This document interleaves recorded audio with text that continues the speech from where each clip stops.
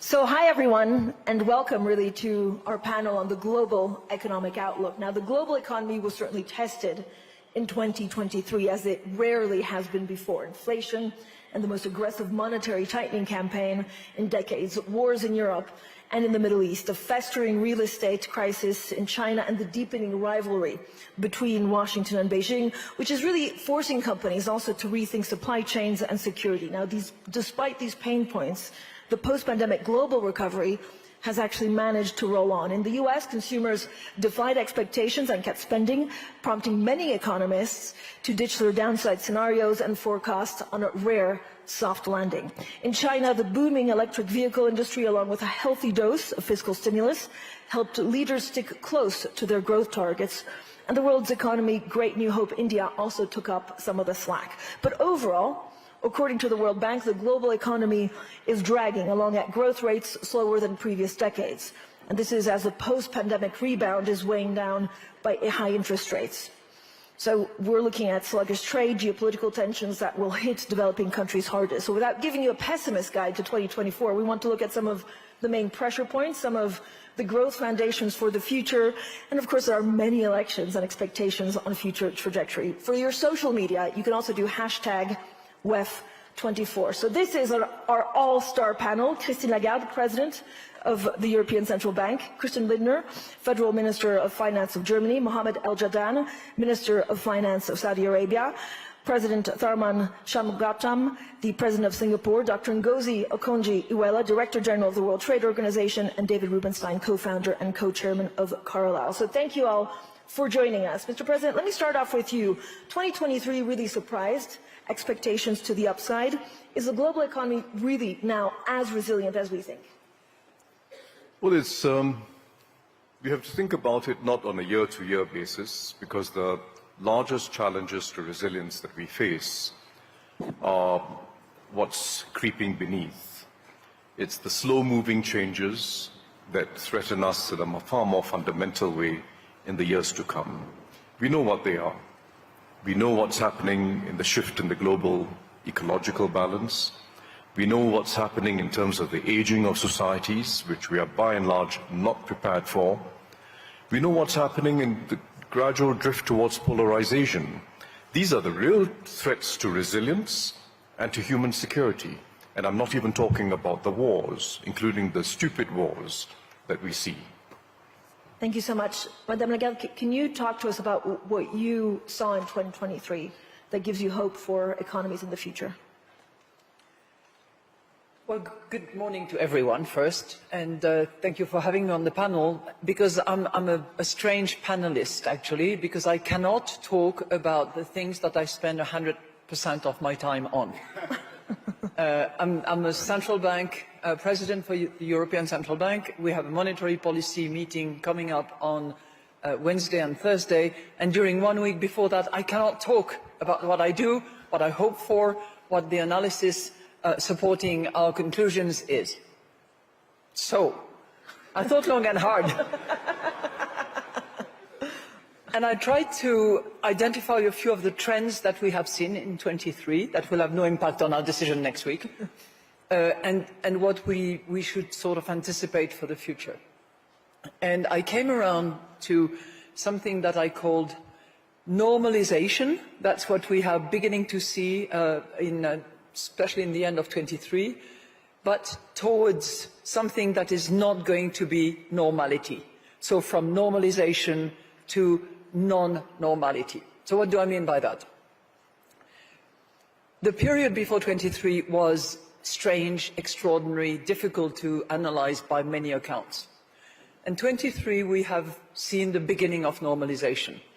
When you look at consumption, for instance, around the world, I'm not talking just about the euro area, consumption is still a driving force for growth, but the tailwind that we had the benefit of are gradually fading.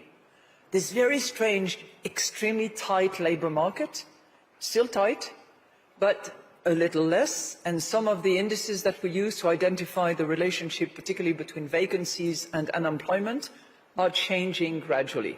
So less tightness on the job market. When we look at savings around the world, there was plenty of it. Excess saving, with that excess saving, pretty much in all advanced economies in particular, is coming down, and from this 10% excess saving, we're getting close to virtually zero. So if you combine these two, job less tight, savings diminishing, clearly consumption is not as strong a force as it used to be. That's one thing. The second thing, which is also beginning to normalize, and I hope Ngozi will talk a lot about that, is trade.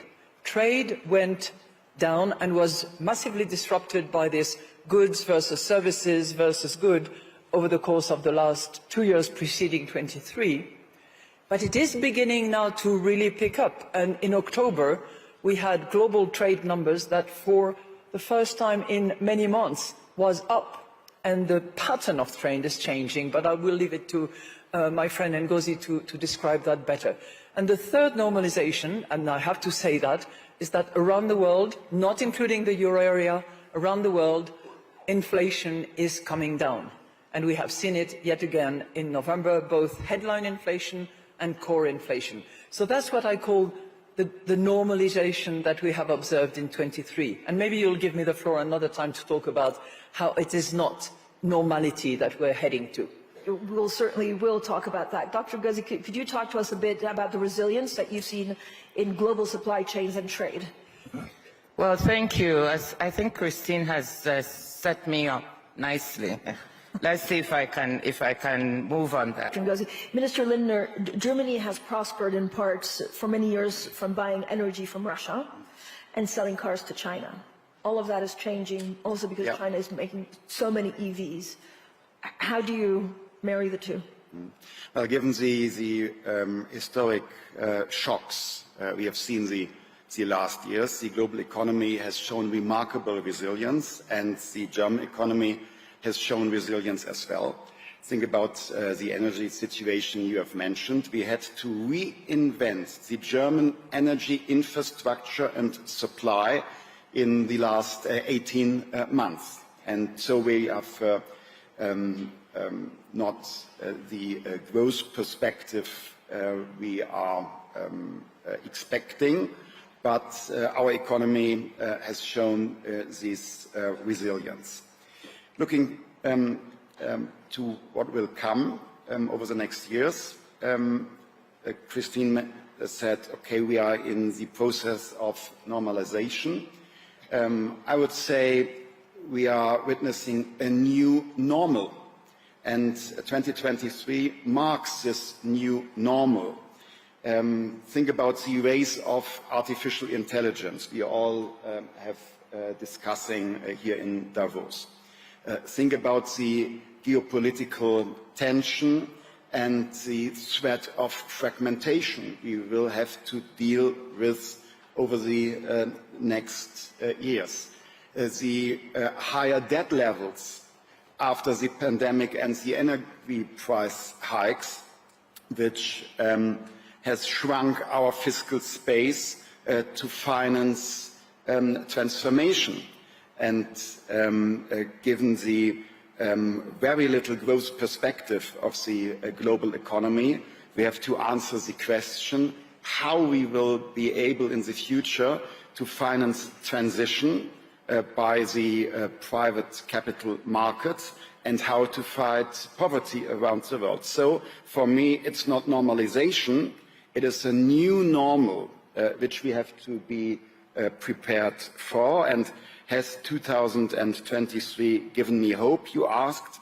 I would put it this way, it was a call for action, because we have to rearrange some policies, and probably we see a new need for structural reforms. Probably we are at the beginning of an era of new structural reforms. Minister Al-Jadaan, what do you see as the main risks, compared to maybe the resilience that we saw last year? There are a few things I think I would just possibly from what I've heard, a little bit of context. Obviously, there are the immediate risks that will be obvious, which is geopolitics, fragmentation, and obviously the debt situation, particularly in low-income countries. And we are talking about them, and we realize that they actually pose risks, but that will add to inflation and monetary tightening. But these are the immediate ones. We need to attend to them. But then I think we need to make sure that we also attend to the medium term. I mean, the projections that we have seen from the World Bank or the IMF clearly suggest that this decade would be the lowest growth potential for the world economy compared to the first decade of this century and the second decade. And yesterday, Ajay Banga said in one of the panels a very nice statement. I will quote him. He said, "These are projections, they are not our destiny. And therefore, we should actually see what can we do to form our destiny by actually changing the way we do things, by adopting policies that will actually fuel growth." These are very important, and again, in relation to low-income countries. Low-income countries are actually coming under a serious crunch of debt, and for them to be able to grow, they need to invest. And for them to invest, we need to restructure their debt and allow them access to money that they can then fuel their own growth, which will help the rest of the world. Thank you so much. David Rubenstein, what do you worry about the most in 2024? There are many things to worry about. Well, I worry about everything, but I would say the most important thing I wanted to convey is that predictions made in January about what's going to happen in the remainder of the year is generally wrong. Last year at this time, here and other forums around the world, people were predicting the U.S. would likely have a hard landing, if not a hard landing, a soft landing, but a soft landing implies very low growth.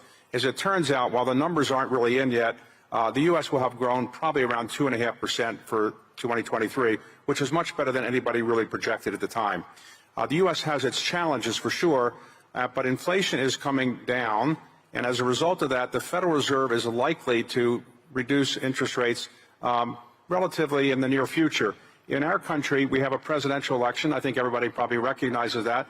And as a result, the Federal Reserve wants to get its, its rate cuts out of the way before the presidential election is in full steam. Because if you have rate cuts right before a presidential election, it will be seen as helping the candidate who's in the White House, because it'll gin up the economy, is the theory.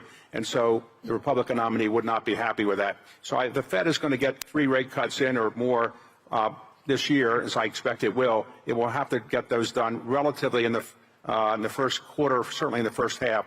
So you can expect to see rate cuts. And that will probably drive the U.S. economy. During presidential election years, the U.S. economy generally does pretty well. We tend not to be in recessions in presidential election years because Congress spends a lot of money, and the Fed tends to be relatively easy on monetary policy during presidential election years.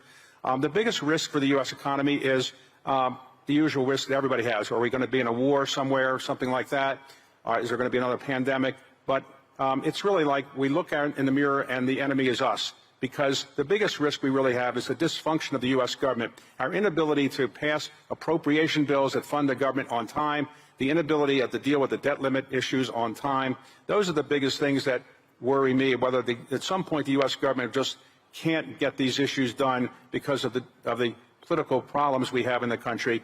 And as a result, I worry more about that than other things in terms of the U.S. economy going forward. We will have a presidential election year, and almost everything every candidate will say will probably not be true about what will happen in the future, because they probably won't be able to get done what they say they're going to get done, but it'll be interesting to watch. But David, a number of leaders have expressed concern of what Donald Trump in the White House means for fragmentation, for foreign policy. Right. Is there any way that the rest of the world can Trump-proof their economies? If somebody has a way to do that, I think they should patent it and probably sell it to somebody else. But it'd be very difficult to do. Clearly, The biggest political change that occurred in the United States last year also was unpredictable, or unpredicted, I should say. I don't think anybody outside of the Trump family would have predicted that Donald Trump would be indicted 4 times, 91 counts on various indictments, and that his popularity would soar to the point where he has a reasonably good chance of locking up the Republican nomination by March, which is earlier than almost any contested presidential candidate has been able to lock up the Republican nomination. If he is nominated, it'll be the first time ever that a Republican Party has nominated the same person 3 times in a row.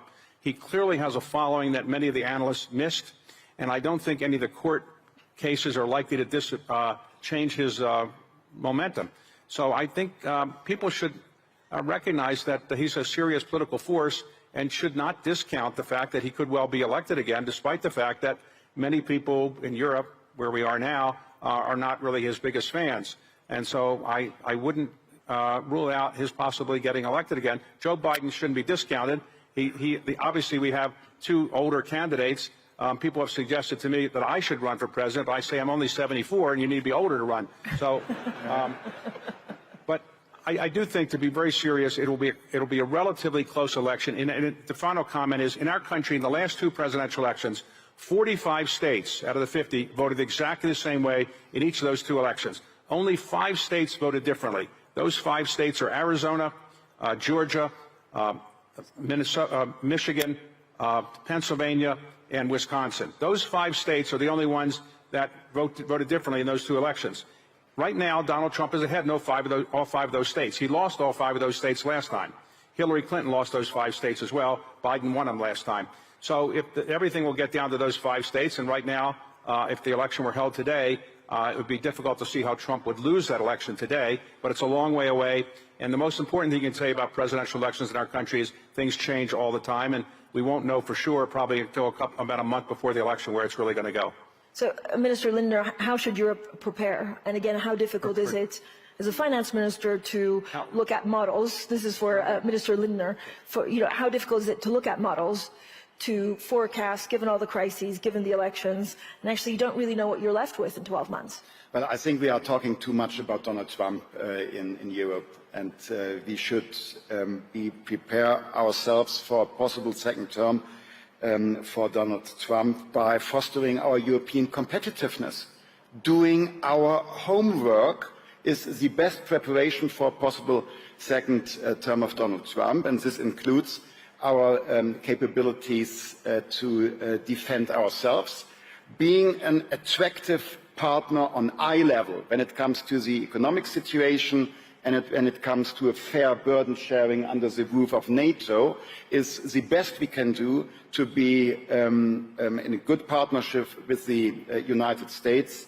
And then it doesn't matter which administration, if we are attractive, if we do not have to ask others because we have capabilities ourselves, it's the best way to cooperate. And this is completely for both possible outcomes of the election in the United States, doing our homework.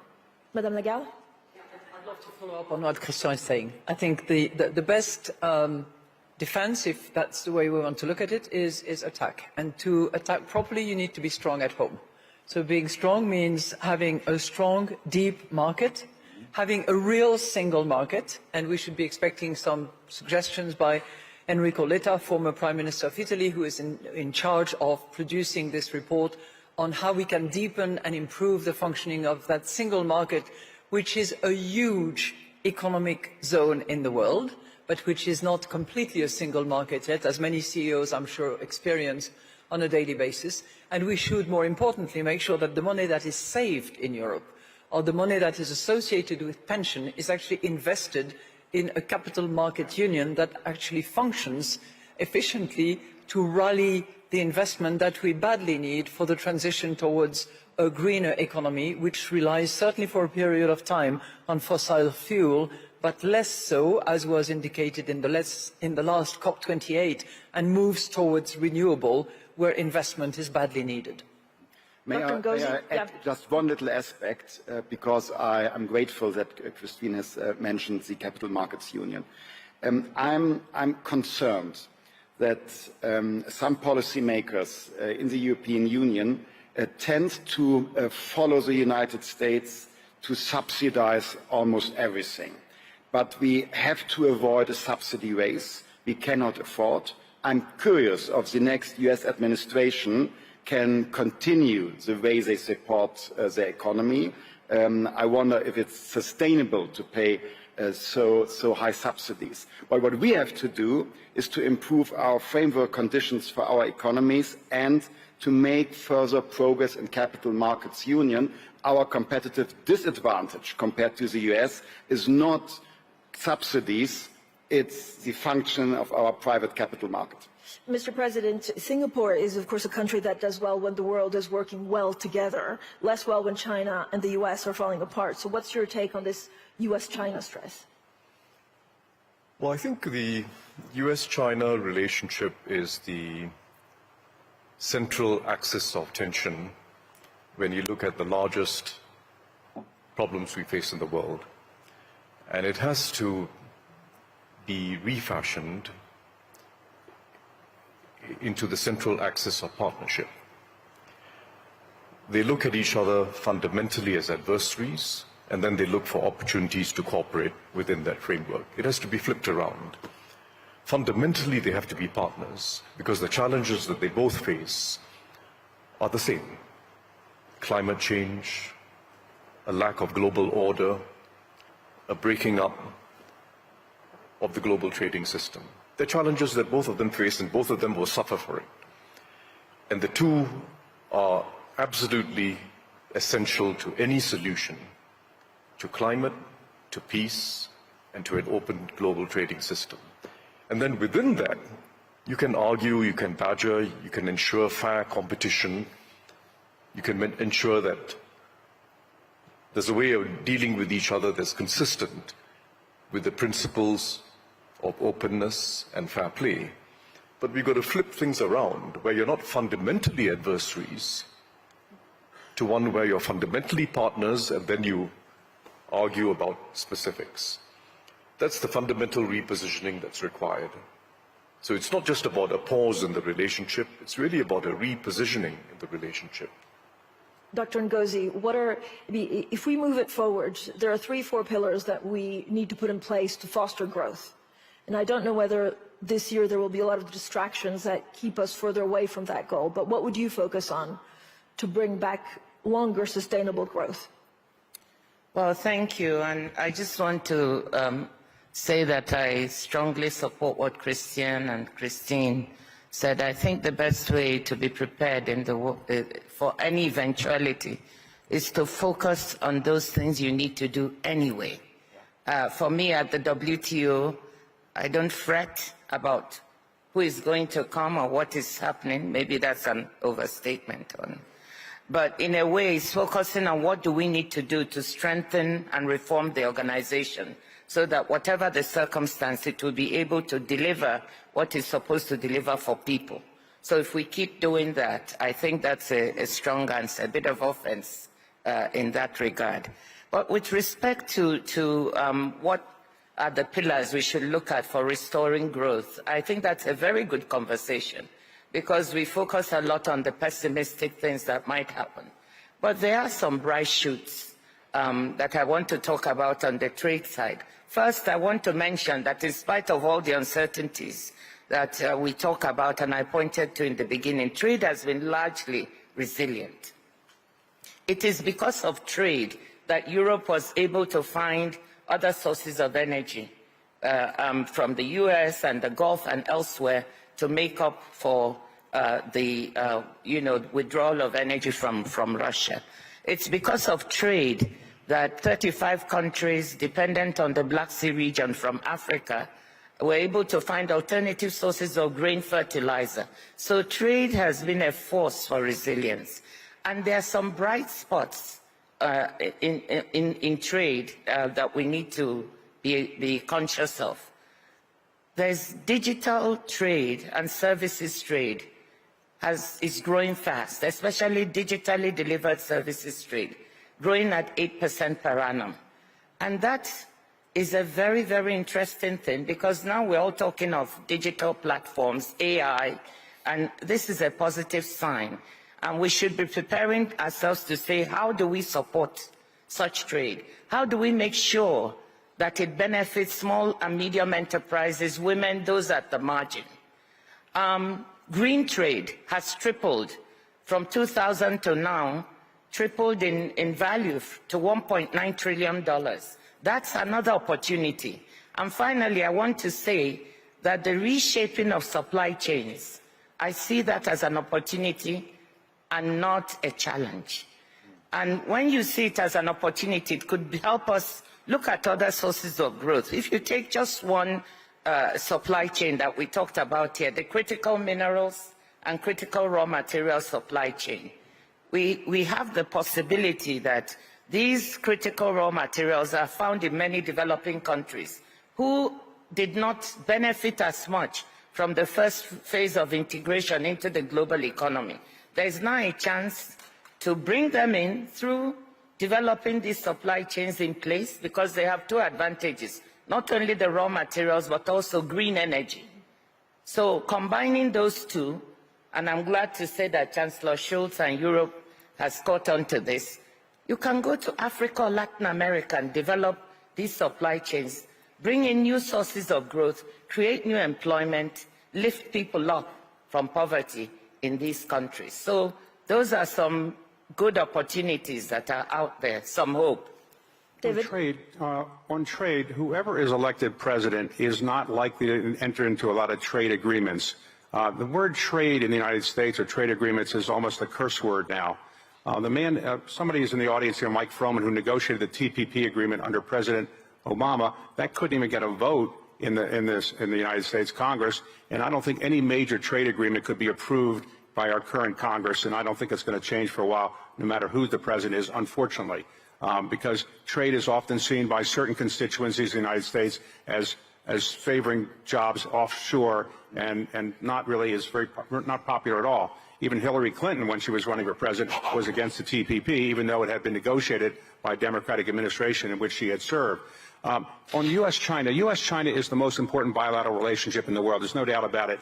But there is no political benefit in the United States about saying anything beneficial or good about China during a presidential election year. So President Biden and President Trump, I don't think, or either one, are going to say we need to have closer ties with China, and I'm going to be nicer to China than I was before. It's just not going to happen during a presidential election year. Hopefully, after the election's over, the progress that's been made recently at the APEC meeting can see something blossom, but I don't think you'll see anything blossom before then, though hopefully the Chinese will provide some pandas against the United States, which we desperately would like to have.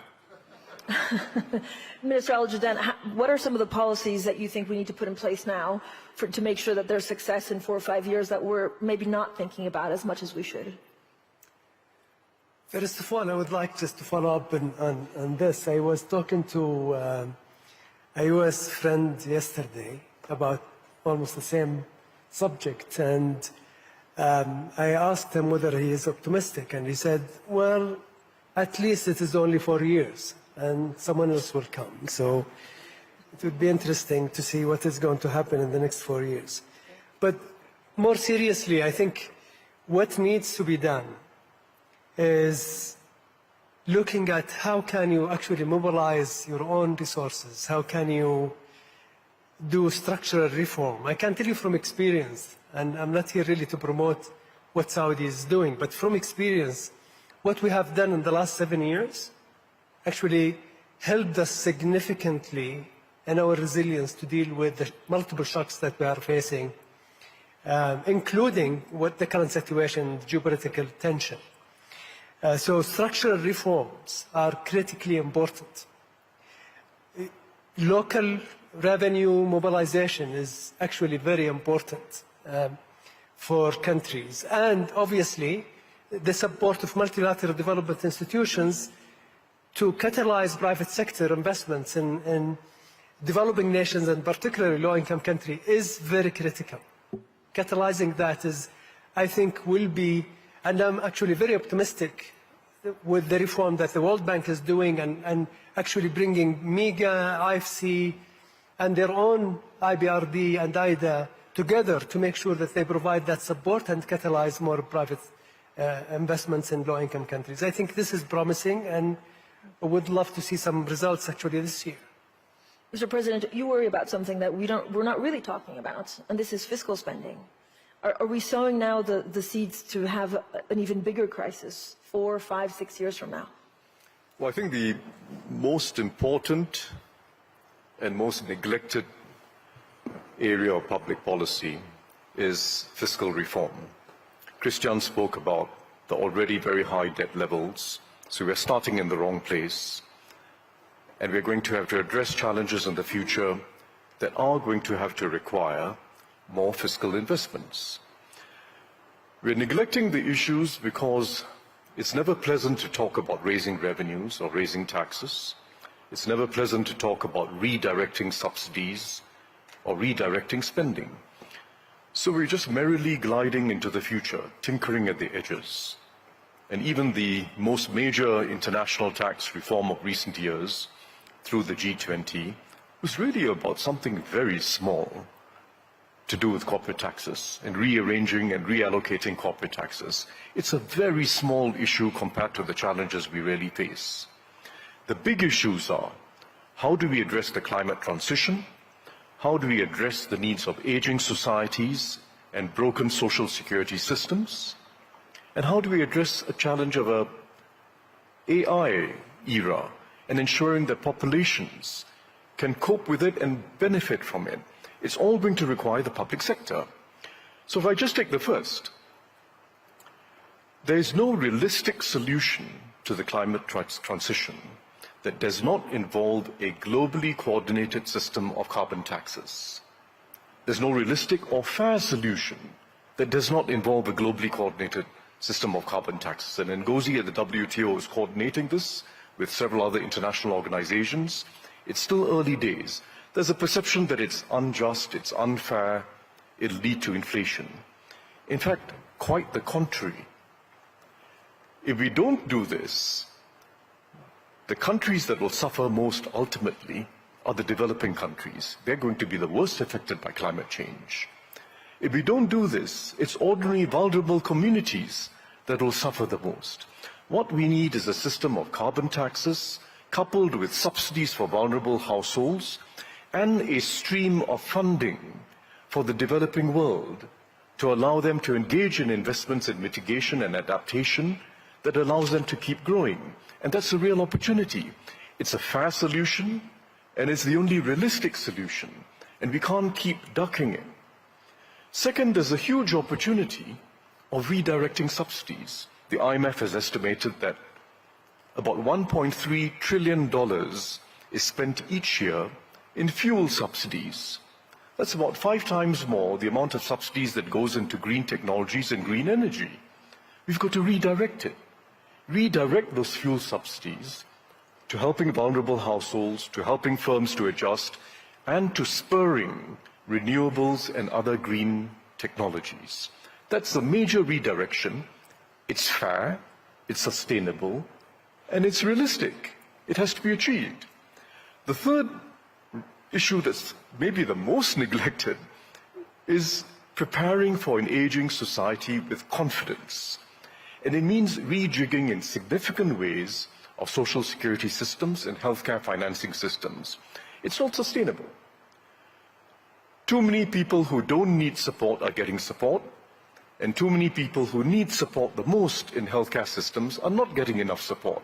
So there has to be a reshaping of that curve of subsidies within healthcare to benefit those who need it the most. There has to be more spending on preventive or preemptive healthcare spending to help people stay healthy for as long as they can, rather than wait for the very expensive occasions when they have to end up in hospital, particularly for acute care.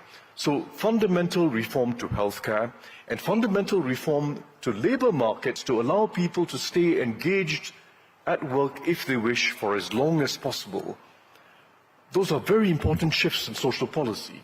So we have to get real. The challenges we face are different from the past. We're not going to address them by just tinkering around the edges. We're rearranging corporate taxes and the like. It requires raising taxes to take on the climate transition. It requires redirecting subsidies to be fair and to ensure that as we age, no one is vulnerable and we can actually sustain high-quality healthcare systems and social security systems. It requires change, and we discuss this very rarely. We have here 5 current and former finance ministers who've gone through years of discussion at the G20, at the IMF. We spend a lot of time talking about monetary policy. We spend very little time talking about fiscal policy reforms for a more secure future.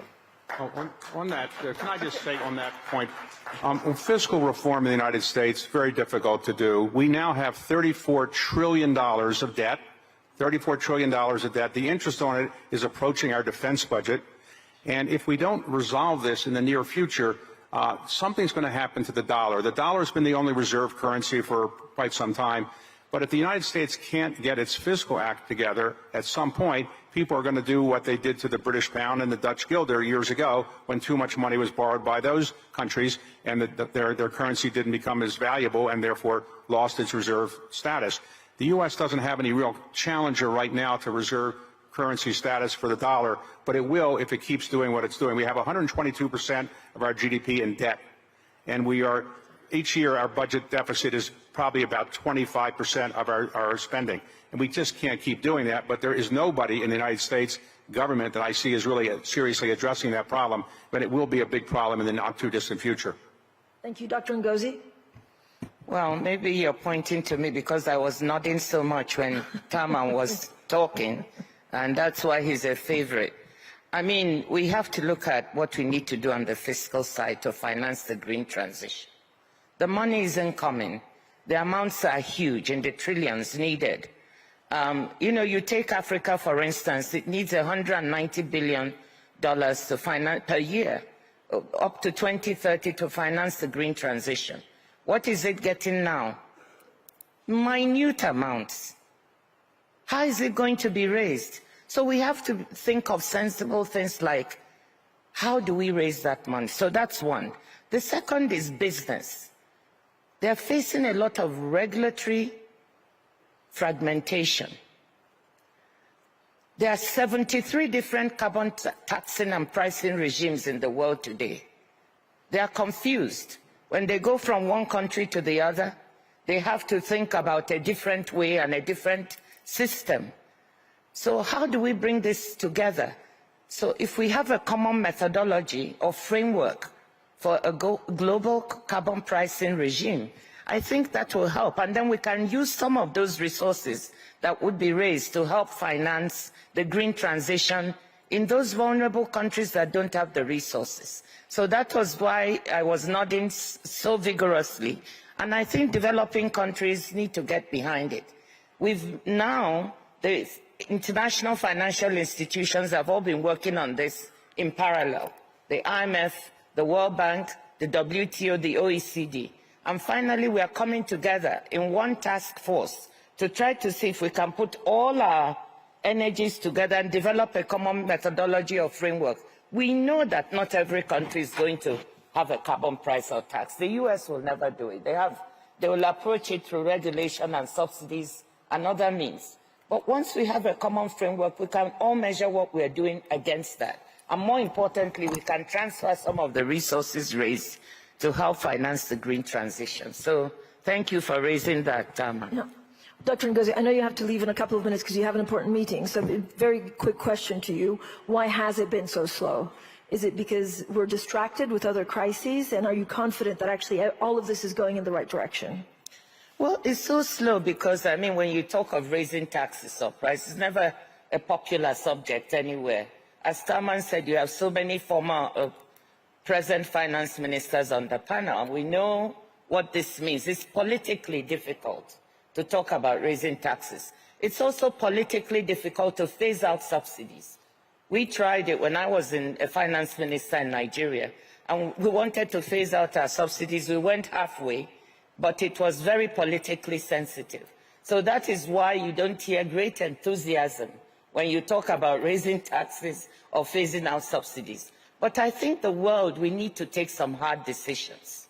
You cannot have a situation in which you have $1.2 trillion in fossil fuel subsidies. A lot of it is in developed countries, by the way, not developing. And then we are trying to look for peanuts for a loss and damage fund. You have over 600 billion in trade distorting agricultural subsidies. And we are looking for peanuts for a loss and damage fund. When we get 200 billion, we're all happy. We need to take those hard decisions. But they are not being done because it's politically difficult, and politicians will look at the short-term horizon. They want to be re-elected, right? That's the problem. Thank you so much, Dr. Ngozi. I know you have to go. Minister Al-Jadaan. I think a few points, and I listened to Mr. President, and we spoke briefly before we came on stage. I would like, first of all, I think let us agree that climate change is real. Risks from climate change are real, and we should work all together to find solutions that would help the planet and the livelihood of people. I think we are all in agreement. I remember in 2014, when Paris Agreement was reached, developed nations have committed $100 billion annually for developed countries to deal with climate change and for them to transition out of carbon-intensive energy. What have we seen so far? Almost zero. Almost zero. And I can understand Mr. President's enthusiasm about carbon tax and how it may change the equation, but then he linked it to two things. Subsidies to those who are in need. I agree, whenever you raise cost on your community or others, you need to look out for the less fortunate and provide social safety net. Agreed. The second caveat, Mr. President said, is we need to find a way that we channel part of that to low-income countries. We tried that and it failed. Now, so trying something else similar to what you have tried before and expect different results, it's very difficult. There are a lot of political resistance from developed nations. Politically, internally. I mean, we have heard just now some of the comments. So to say that we will put the tax, but then we will direct some of it to low-income countries is going to be very difficult politically, extremely difficult. Third, I would just remind ourselves that while we are enjoying the heated conference place here, there are over 600 million people in Africa that have no basic electricity. Not intermittent, basic. Absolutely no electricity. So to say to them, go and eat cake, why are you looking for a bread, is hypocrisy, in my opinion. They have their own endowment. We should help them get that endowment from under their feet. Gas, for example, let them fuel their own transition. Allow them to use their own endowment. Help them to use their youth, empower their youth, reskill their youth, train their youth. That is really what is going to change Africa and other low-income countries. Thank you very much. Thank you so much. Minister Lindner?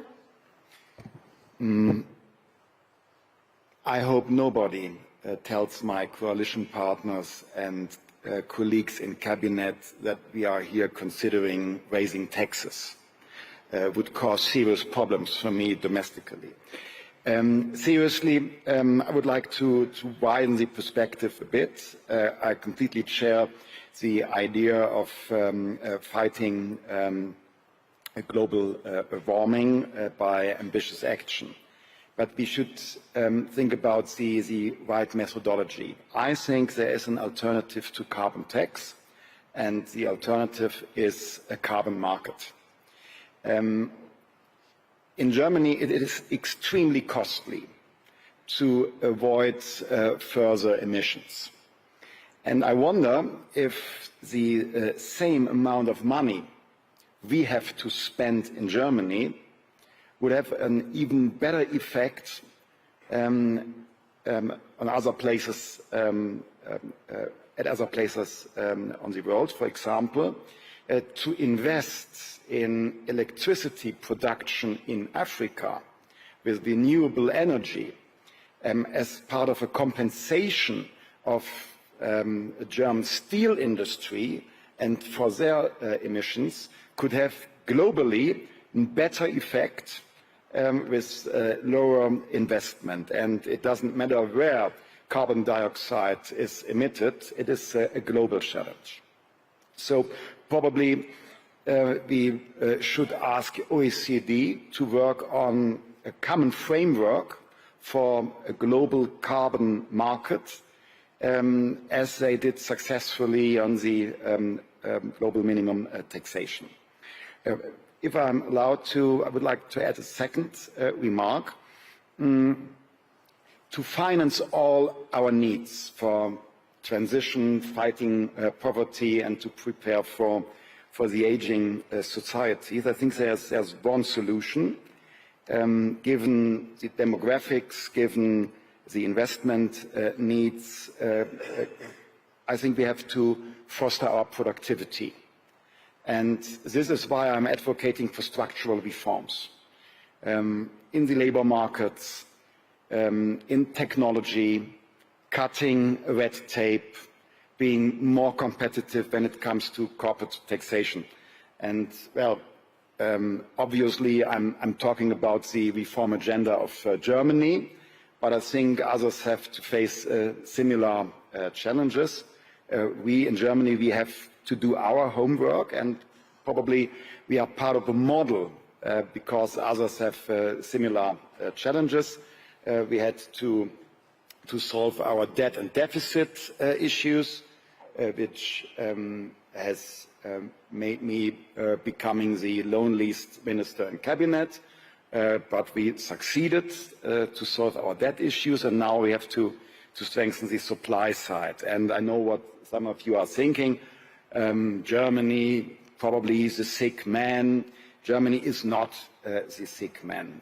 Germany is, after a very successful period since 2012 and these years of crisis, Germany is a tired man after a short night, and the low growth expectations are partly a wake-up call, and now we have a good cup of coffee, which means structural reforms, and then we will be continuing to succeed economically. Thank you so much, Minister. We only have 5 minutes left, so I'm going to call on Madame Lagarde, and then David, President and Minister. Then for next year.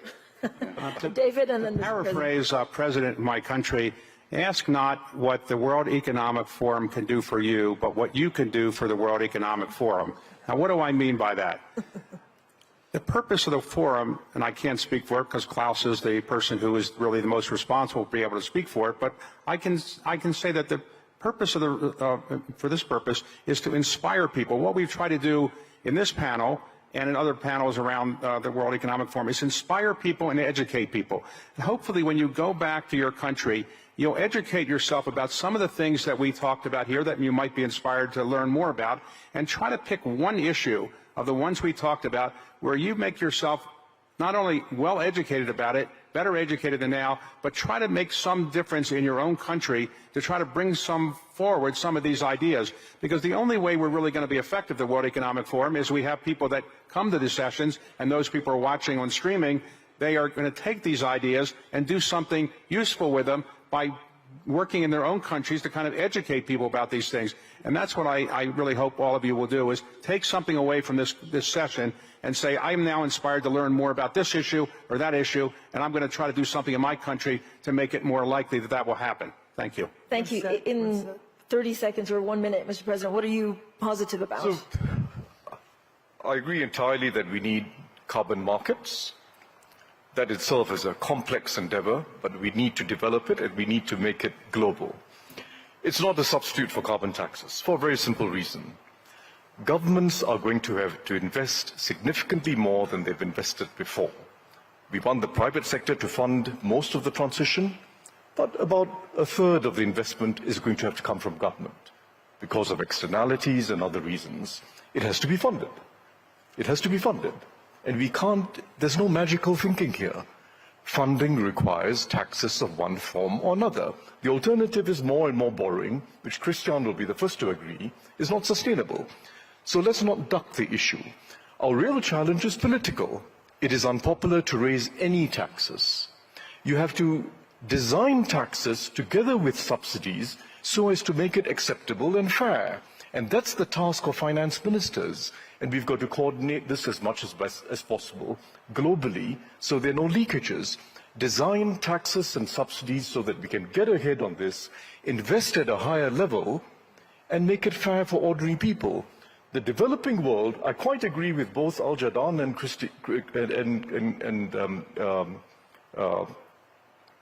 Christine. It is an opportunity. We have the opportunity, in fact, of growing green energy-powered industry in parts of the world which have lots of sun and wind. We have the opportunity of shaping growth strategies that are sustainable. But it's going to require investment. It's going to require support from the advanced world, going to require a much enhanced role for the international financial institutions. We can achieve it. So all I'm saying at the end of the day is our political antennae have gotten too short. We're all looking at the next elections in a whole range of countries, and the consequence if we carry on that way is going to be much more pain in future and a much higher hurdle that future politicians will need to cross. So let's start moving now, phase things in realistically, make sure that it's fair and just, and avoid piling up a large problem for the future. Thank you so much, Mr. President. You got the optimistic guide to 2024 and the pessimistic guide to 2024 and beyond. Thank you so much to all of our panelists. And I would love if the audience could also stay in their seat, also the panelists, because it's my great pleasure to welcome on the stage the President of the World Economic Forum, Borge Brende, for the closing remarks of this 54th World Economic Forum.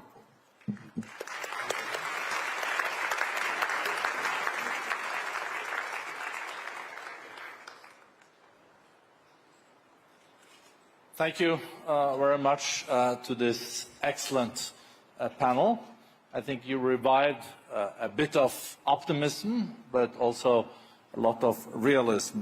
I remember when as a young student in economics, it was said that if you bring 5 economists in the same room, there would be 8 different opinions.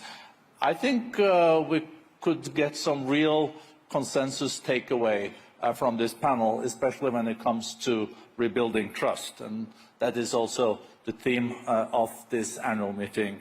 So on behalf of our chairman, Professor Klaus Schwab, managing board, including myself, I would really like to use this opportunity to thank you for your active participation in the World Economic Forum's 54th annual meeting in Davos. This year's meeting came at a critical and complex moment, not only for the world, but for each person in it, something that was also alluded by the panel, also underlining the importance of inclusion. Rising global temperatures, a still fragile economy, and a deteriorating security landscape are challenges that are not bound by borders. They affect us all. There's no longer such a thing as a country, company, or community insulated from global shocks. And when it comes to leveraging opportunities, it is not possible to do so alone. Yet, we know the foundation of cooperation, trust, has been eroding in recent years, which is why this week's meeting on rebuilding trust has been so important. Leaders from around the world, from the public and private sectors and from across generations gathered to show what can be achieved by working together. And I'm really heartened to see the impact. The annual meeting hosted 3,000 leaders, including 350 heads of state and governments and ministers. The presence of top government leaders alongside major CEOs across all industries fostered a new spirit of solidarity and cooperation, even among those with differing perspectives. It enabled the forum to continue its tradition of providing a space for diplomacy. More than 80 national security advisors from governments and international organizations met in Davos ahead of the meeting to advance a blueprint for peace, and world leaders voiced their support for President Zelensky and Ukraine. We hosted leaders from across the Middle East with the aim of supporting efforts to lower tensions and advance a path to peace. The forum's Friends of the African Continental Free Trade Area launched the first ever private sector action plan. We convened leaders from the Western Balkans and the EU who reiterated their commitment to a common European future underpinned by regional growth and stability. And the Humanitarian and Resilience Investing Initiative announced over 50 commitments that will boost impact investment and could unlock over 15 billion in frontier markets. The meeting focused on reviving the growth needed to strengthen our economies and societies. The Future of Growth initiative, supported by a new framework that looks beyond GDP growth, will be a 2-year campaign to help policymakers and economists share new ideas and best practices to balance growth with innovation, inclusion, sustainability and resilience goals. The TradeTech Global Initiative outlined a vision for the collaborative use of technology for global commerce to unlock trillions in trade. New insights on the future of global fintech chartered a path to resilient and inclusive growth in the industry. And the Future of Industrial Strategies initiative shed light on the opportunities for companies and governments to co-create the next generation of industrial strategies. Participants made significant progress on climate action, nature protection and energy transition. The First Movers Coalition has grown to almost 100 companies, providing the world's largest demand signal for breakthrough climate technologies in high-emission industry sectors such as steel and cement. And the World Economic Forum's Trillion Trees platform, that I know many of you are very committed to, announced over 100 companies pledging to conserve, restore and grow 12 billion trees. The forum launched a network to mobilize clean energy investment for the Global South to help unlock an estimated 3 trillion needed for the energy transition. The Global Plastic Action Partnership welcomed Colombia and the Philippines, bringing the network of national action partnerships to 14. Technology, and particularly AI, was top of mind, and participants proposed balancing innovation and protection to ensure responsible development. The AI Governance Alliance announced a new global effort to increase AI access. The Center for the Fourth Industrial Revolution that we have created expanded with new centers in Germany, Vietnam, and Qatar, and intends, amongst others, to launch also now a center in Ukraine, in Kiev. Uplink raised 43 million in funding to help early-stage impact entrepreneurs scale their people and planet-focused ventures. And the Global Collaboration Village that I hope you all visited, demonstrated the potential of next generation technology to drive inclusion and sustainability. None of these developments can be advanced without investments in people and equitable opportunities. The Reskilling Revolution initiative announced that it has reached more than 680 million people with opportunities for improving education skills and job opportunities. And the Philippines, Vietnam and Qatar have joined a growing network of 20 country accelerators focusing on human capital investments. The forum launched a new global gender parity sprint to accelerate economic parity by 2030, engaging 5 industries and 15 country accelerators. The Edison Alliance announced it has improved the lives of 784 million people through 320 initiatives across 127 countries on closing the digital divide. And the Global Alliance for Women's Health announced 42 organizations and have pledged 55 million to improve women's health and outcomes worldwide. And now I have cut 3 pictures on the list here of other initiatives. I think the reason why I'm mentioning all this is showing that our annual meeting is also about impact and it's also about walking the talk. And I'm really proud of what we have achieved in Davos in just a week. It is a proof that cooperation can deliver results. Now is the time, as we look a year ahead, to scale this progress. I look forward to seeing the forum continue to work with all of you on these initiatives throughout the year, so that when we meet again a year from now, we will have made measurable progress on advancing our economic, environmental, and security priorities. At the end, I would also like to thank those that have worked so hard on making this annual meeting a reality. And a special thank to my colleague, Marek Dusek, that is in charge of the annual meeting, and his team doing the programming and the events. Really a big, big thank you.